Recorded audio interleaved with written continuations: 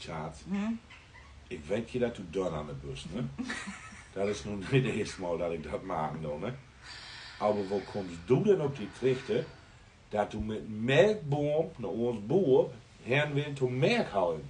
Da gibt doch also 20, da gibt also 30 Jahre nicht mehr. Das haben sie doch aufgeschafft. Mir hat eine Live-TikTokerin gefragt, ob ich mal so ein richtig neues Video machen kann. Und da hört Melk von Boerholen de Tell. Und als ich noch Lötchen was, Das hättest du da dann bitte schon noch ändern, du. als ich noch hell jung war, Ja, das kann stimmen. Das ist schon nicht mehr so. Du bist da nicht muss mehr ich jung, auch wa? all da mit Bumken und Boerherren und Melk holen. Wie muss das so morgen und abends? Oh, was hab ich da einen Ragen gemacht? Ja, das macht, das merkt pur schleudert.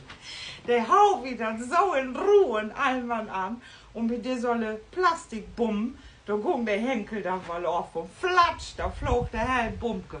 Oder wir haben unterwegs Deckel drauf und dann wurde das Ding für den Hals halten und Licht trunken und dann Kurve umdrehen und nochmal was holen. Oh Gott, ey.